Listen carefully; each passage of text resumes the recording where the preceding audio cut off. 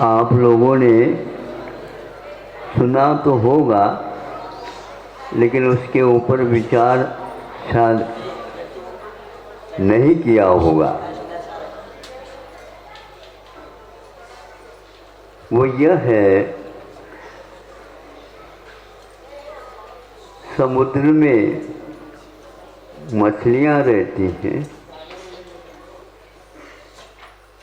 और मछलियों का भोजन भी वहीं पर उन्हीं मछलियों का ही होता है प्राय।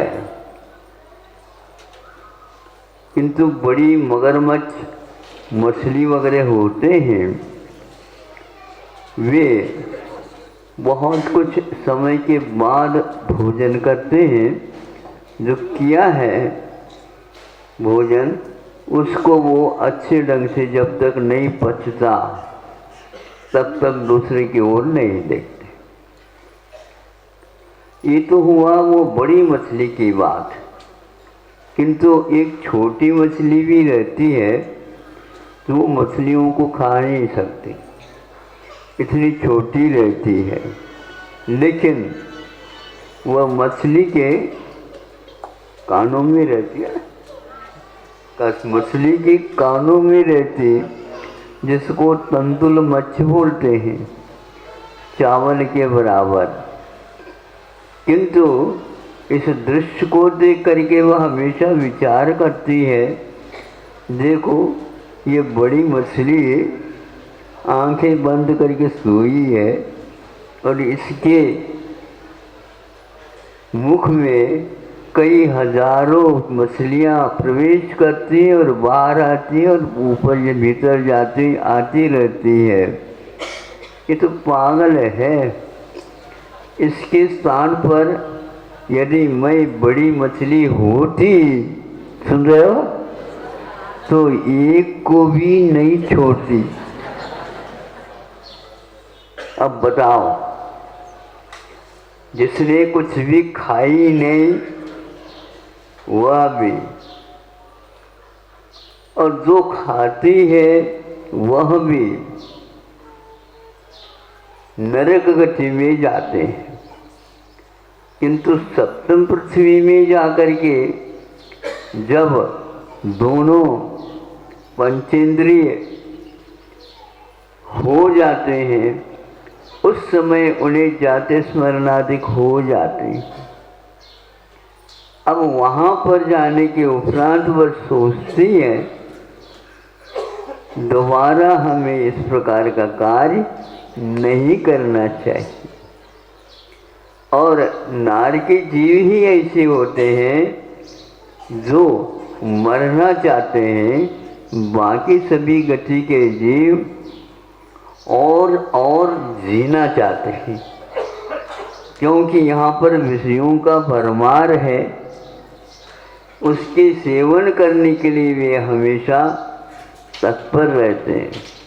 क्योंकि वहाँ पर पंचेंद्र के विषय मिलते नहीं, यदि मिलते हैं सारे के सारे प्रतिकूल ही मिलते हैं।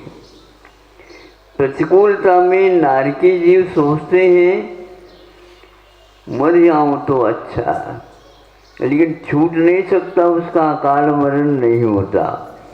और आप लोगों को यदि मरण आने को होता है तो मैं और जीऊं और जीऊं और जीऊं सोचता।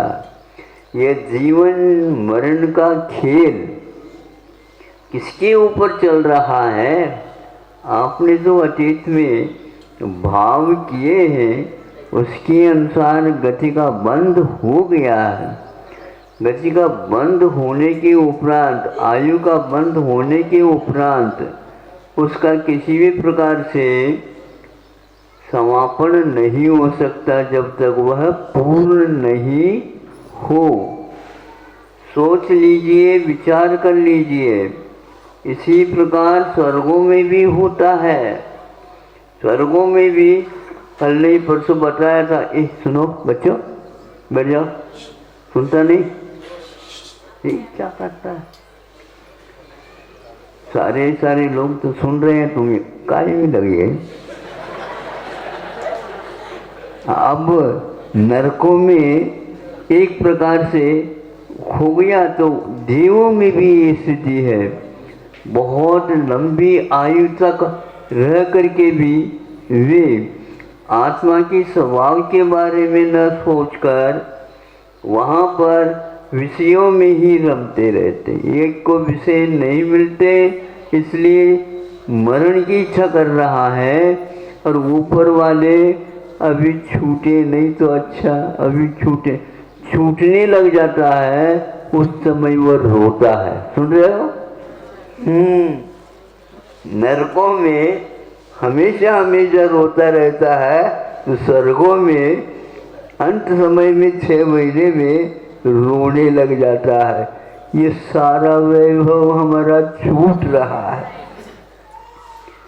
सारा का सारा परिवार, वहाँ पर परिवार नहीं रहते हुए भी आगे पीछे के भोग में जो होने वाले या हो गए हैं उनके बारे में सोचता रहता है। वैचित्र यह कर्मों का है, वैचित्र उस आयु का है जो उस क्षेत्र में जा करके उसको छोड़ देता है जहाँ से आने में देरी है, लेकिन जब पक्की हो जाती है बात तो कुछ भी अच्छा नहीं लगता। ये कुछ भी अच्छा नहीं लगना ज्ञान की दशा में होना चाहिए, तो वह कर्म की निर्जरा के लिए कारण होता है, किंतु ज्ञान के नहीं अज्ञान के कारण हम उसको और बनाए रखना चाहते हैं। इसको आप भूल जाओ। किसी को रोग से मरण होता है, किसी को कोई रोग नहीं था फिर भी मरण करना पड़ता है। बड़े बड़े महापुरुष हुए हैं, दीर्घ संगन का उदय रहता है और उनको कभी रोग प्राय करके नहीं होते, लेकिन फिर भी इन लोगों का अकाल मरण भी होता है। भावों में एक ऐसा चक्र रहता है जिनके कारण दीर्घ संगन होते हुए भी यूं ही मरण को प्राप्त हो जाता है। मरण और जीवन के बारे में इस रहस्य को जो व्यक्ति जानता है वह सुख के कारण और दुख के कारणों में भी अपने ज्ञान का उपयोग करके और उसके ऊपर विश्वास करता हुआ एक खेल है। ये खेल कब तक चलता रहेगा? जब तक आप उसको खेलेंगे नहीं है तो अपने आप ही बंद होता है, किंतु खेल समाप्त होने के उपरांत भी उसी ओर नज़र रखना ये अज्ञान का काम है। बच्चे कभी भी ऐसे नहीं करते। वो अपने बरसात के दिनों में वर्षा होती है तो मिट्टी को अपने पैरों पर चढ़ा लेते हैं, घरोंदा जिसको बोलते हैं आप लोग छोटे बच्चे। तो बनाते रहते हैं और जो ही घर के भीतर से आवाज आती है बेटा रसोई तैयार है, तो क्या करता है वो? जिसको बनाता उसको बिगाड़ देता है अपने हाथ से। उसकी कितनी निरीहता है देखो। खेल को खेल समझो, यह भी एक खेल है आप लोगों का।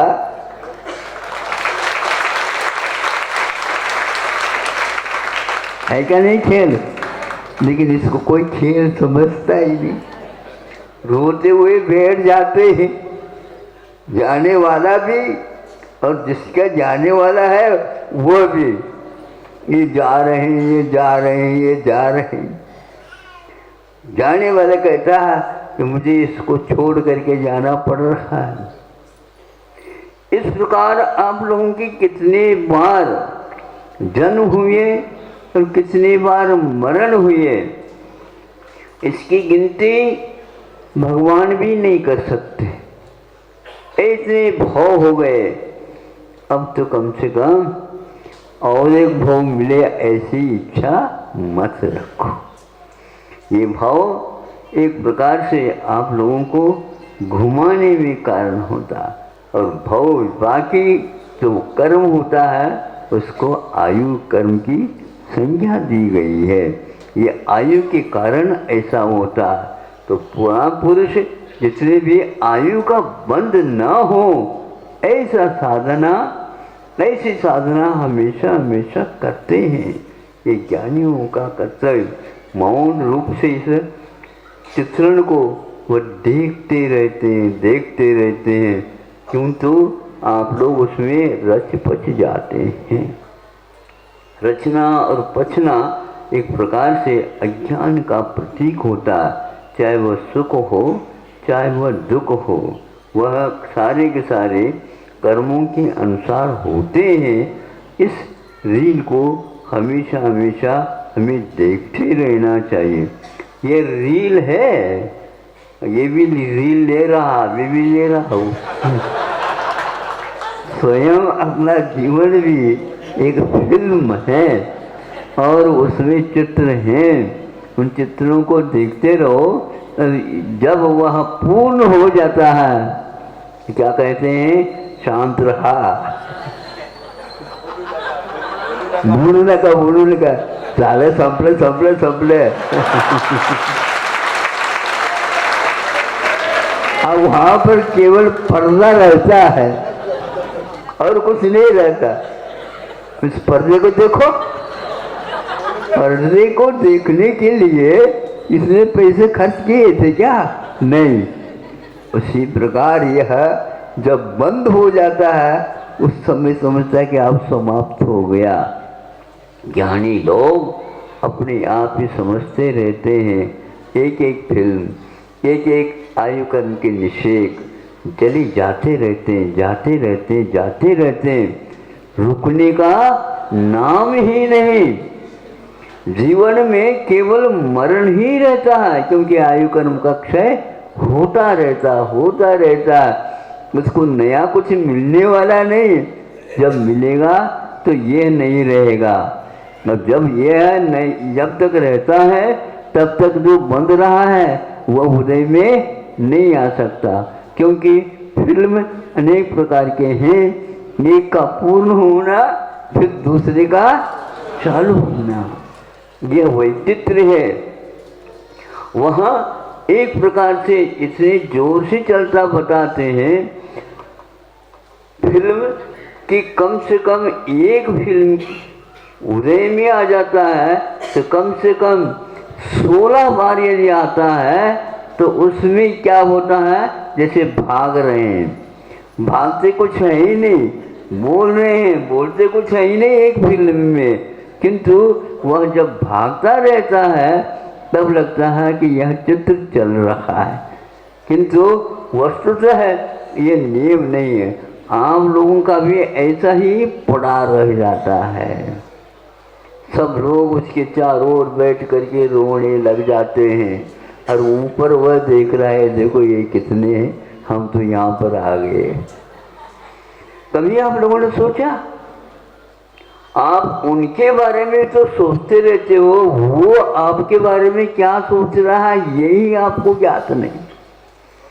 सब लोग रम जाते हैं और यहाँ पर जो बैठे हैं उनका सब छूट रहा है, वही याद आ रहा है।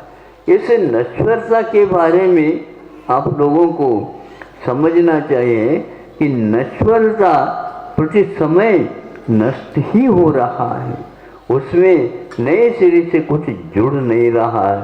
क्योंकि फिल्म 3 घंटे का है तो 3 ही घंटे का है, उसको वापस ले नहीं सकते। उसी प्रकार आप लोगों का भी जीवन या व्यतीत हो रहा है, उसको वापस ला नहीं सकते।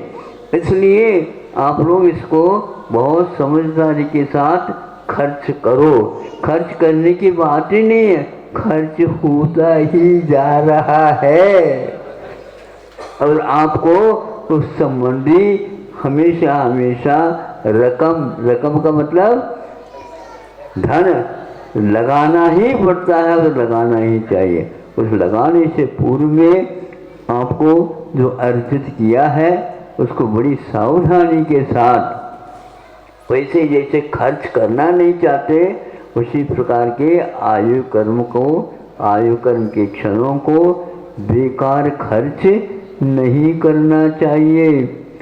आप लोग टाइम पास करते हैं। टाइम पास का अर्थ क्या होता है? बोरियत हो गई है, नहीं समझे, मन नहीं लग रहा है, इसलिए और किसी काम में लगा देना, ये ठीक नहीं है। ज्ञानी लोग इसको लग तो रहा है, वो चल रहा है, इसका उपयोग करो। उपयोग करने वाला व्यक्ति एक क्षण में भी इतना अर्जन कर सकता है, उसका ठिकाना नहीं होता। इसलिए कर्म निर्जरा के विषय में एक समय में असंख्यात गुणी कर्म की निर्जरा होती है। आगम का वाक्य बहुत महत्वपूर्ण है। एक उवासी लेते समय जितने क्षण होते हैं उसमें असंख्यात गुणी कर्म की निर्जरा आप कर सकते हैं। इसीलिए धर्म ध्यान किया जाता है। धर्म ध्यान करने का उद्देश्य क्या है बताओ?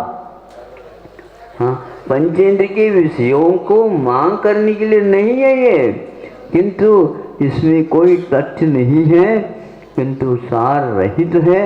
ये जान करके प्रत्येक क्षण जो कर्म का उदय आ रहा है, बोला क्या करें, कभी कभी मन लगता है और कभी कभी बोलो नहीं लगता। तो कहाँ लगता है बताओ? कहीं खुट्टी है जिसमें वो लग रहा है, हाँ लटका हुआ है, लगता है तो कहाँ लगता, कहीं न कहीं लगता रहता है। इन्हें उसी को वह देखता रहता है। इसी का नाम दुर्ध्यान माना जाता है। स्मृति समन्वयहार इसके शब्द दिया है, हमें वही स्मृति में आता रहता, उसको नहलाते हुए उसमें समता रखना ये ज्ञानी का कार्य होता। बहुत बार बड़ा सोचते तो है, लेकिन समता आती नहीं। अरे आप लोगों ने उसको भगा दिया, घर से बाहर निकाल दिया, वो कैसे आएगी? ज्ञानी के कमरे में हमेशा समता रहती है, तो मोही के कमरे में ममता रहती है। अब क्या चाहते हो बताओ? हाँ, समता है ममता? देखो दोनों में हम आपको सही अर्थ बता देते हैं। समता में समान राग द्वेष नहीं करना, सम समीची रूपेण अतति व्याप्नोति संचेते वह समता। ये समता की व्याप्ति है। और ममता का अर्थ मम मम, यानी मेरा, मेरा स्वभाव क्या है? मम मैंने मेरा, और ता मैंने अपना धर्म। तो मेरा स्वभाव क्या है, इस प्रकार चिंतन करना भी ममता है। समझ में नहीं आया आप लोगों को?